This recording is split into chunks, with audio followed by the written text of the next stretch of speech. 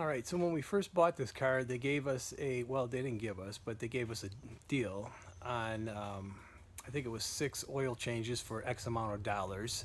We basically just bring the car in. The dealer that we bought it from will change the oil and then rotate tires.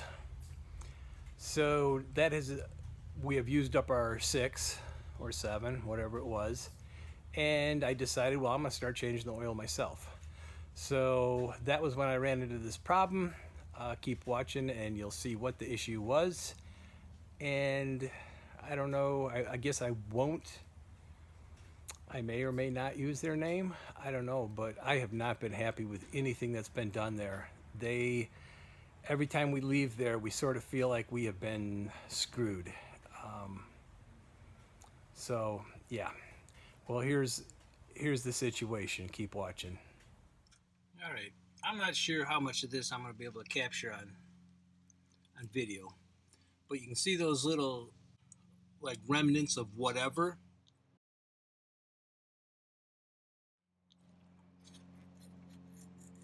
When I pull it out and rub it in my glove, that's gritty. This is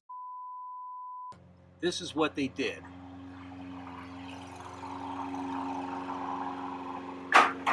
It's upside down. I don't want to tip it. This is what they use. They don't even use original equipment filters. Now, I'm using a Mobile 1, but seriously, a Subaru dealership not even using original equipment. This place I would not go to. I do not recommend them. Gosh, this is really gritty. Well, I'm going to try to do my best to clean that out with a cloth. And I hope these didn't do more damage than they did good. Alright, see if I can show this.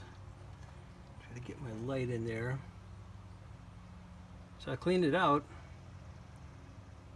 I put a big plug in there first of this type of cloth, you know, the shop towels.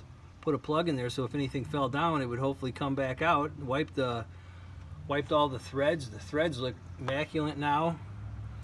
And then stuffed some in and rubbed all these little edges and ledges and spots and used it one time. Went in, bottomed it out, and pulled up and out. I don't know. But one time use on the cloth and put a fresh piece down in the next time. Sure is better than it was, but sort of concerning.